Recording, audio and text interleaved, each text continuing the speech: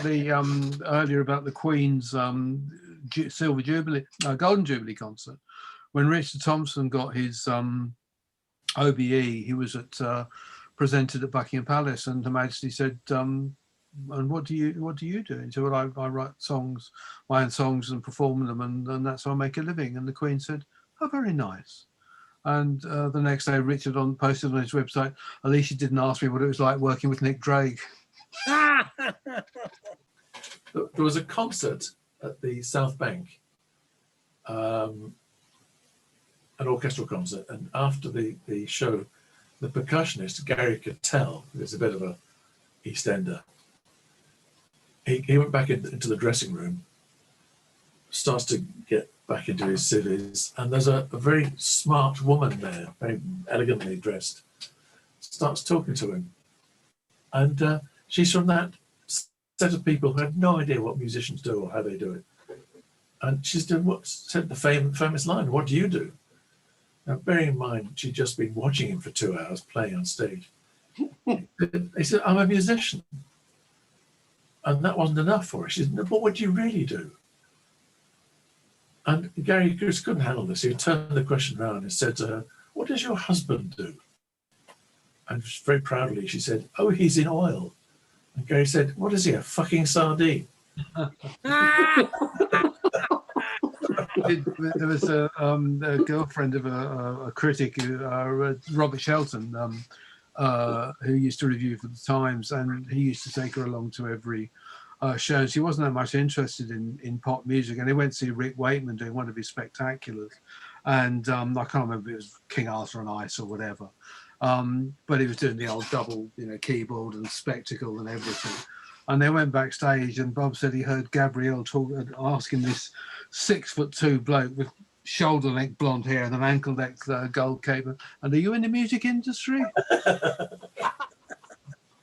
Sorry, Patrick, Rick Wakeman. This is on YouTube. You can find this. It's when Yes won the big award. It's a lifetime achievement thing. And John Anderson did his bit of speech, and then it's Rick's turn. He goes straight off topic instantly and starts talking about his prostate, which is very funny. And he's talking about the doctors behind him with the glove. And the doctor said to him, "Don't worry, Mr. Wakeman, it's not unusual to get an erection at this moment." Rick said, "I haven't got an erection." The doctor said, "No, but I have."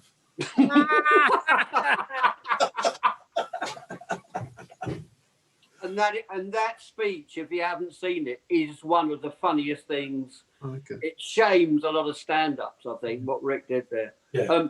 If I can just switch, this is not particularly funny, but weird.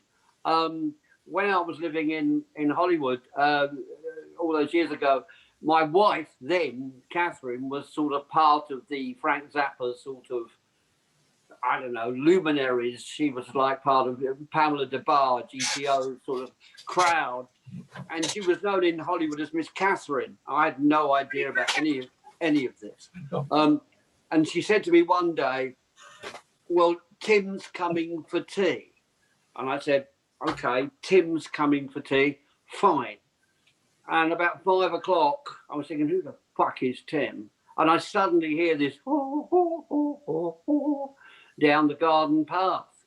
And of course, there, complete with white makeup and powdered to the hilt, with a bag and shoulder-length hair, was Tiny Tim.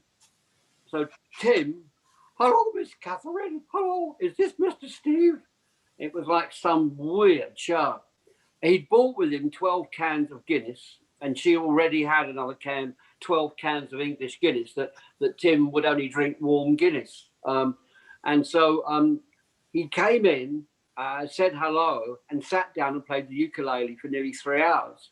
And Tiny Tim, I believe, holds the world record for the history of music. It still goes.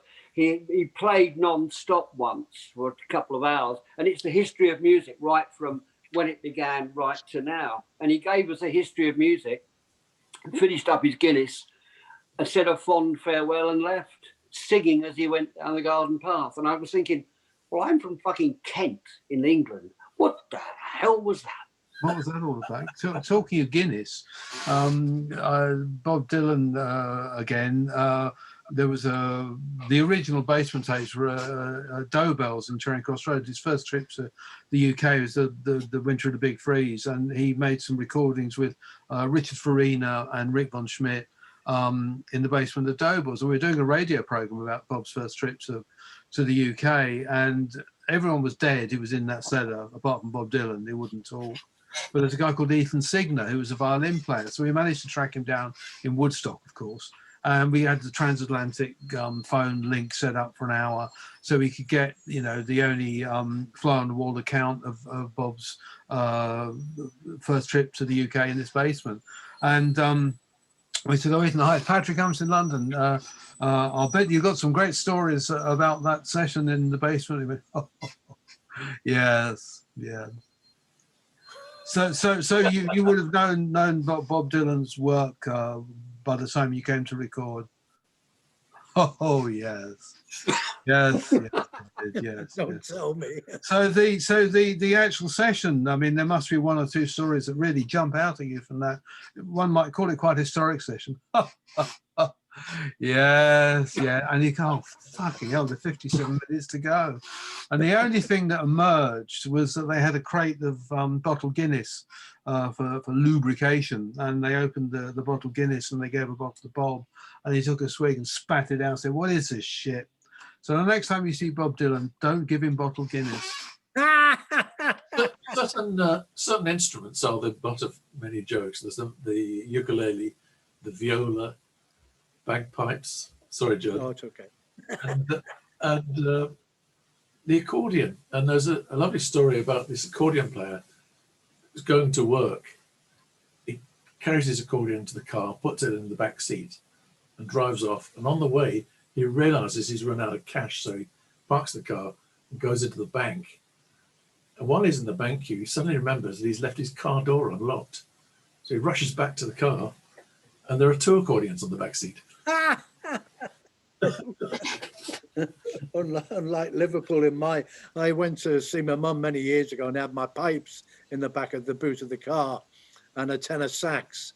And came out the next day, and of course, both were gone. And I explained to the neighbour, I said, "Some bastard." Blah, blah, blah. She said, "He's probably sucking on the tube, using them as a hoover." But yeah, How do you know? How do you know when a banjo is completely in tune? tell me. No one will ever know. I love them all.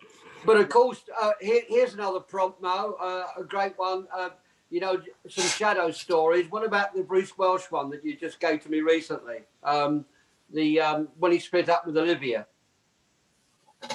Well, Bruce Welch of the Shadows in the early 70s used to go out with Olivia-Newton-John, and in time their relationship foundered and split up, and he was very unhappy, and he was drinking a lot and got in a bit of a state, and he happened to notice or discover the concept of colonic irrigation, which he thought might help him feel better. So he found this place, and you go in the room. There's a very sort of sterile room, very neat, and the machine, whatever noise it makes, I have no idea, and a vacuuming noise, I suppose. And there's the pretty nurse putting the gloves on, and Bruce is wearing the backwards dressing gown, which is makes you feel very vulnerable. He's lying on the bench, and she starts to do the plunging. So this is he's hating every moment of this, and she breaks the silence and said, "I've got all your records." Oh, yeah. Wonderful Land is my favourite. Well, I've actually had colonic irrigation, and it is one of those moments that everything you say is funny once you've got a pipe up your ass. Everything, anything is funny.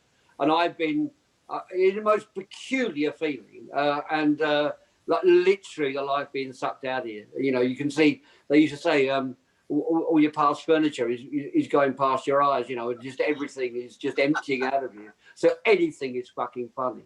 But have you ever had a hose pipe down your trousers, which I did in Liverpool many years ago? Oh, the band The Hardaways, we were Liverpool's brand new hope. Never had a hit. always done covers, never wrote our own song. Lazy buggers, basically. But we were young and fresh. Anyway, we're on stage and we're trying to make an impression. And I decided, because all the girls were in the front, I'd enhanced my manhood slightly. And I put a little fat rubber tube that I found outside in Matthew Street down my trousers. And because they were tight, stay there. But I used to have a habit of, when I was playing harmonica, to tap the timing with my foot on the left. And as I'm doing it, the pipe started slowly going downwards. Well, I've never seen so many excited young girls looking at me until the point came where it was about to drop. And I had to limp off stage and embarrassingly come back with a minute little winkle. Suffice it to say, they all looked at the bass player then and carried on with the session. But all the bands used to do that, mad things to try and get, one over. Did you have a flight case with a harmonica and a piece of hosepipe in it? A flight case, bigger than the flight case, yeah. One harmonica, but loads of hose pipes, yeah.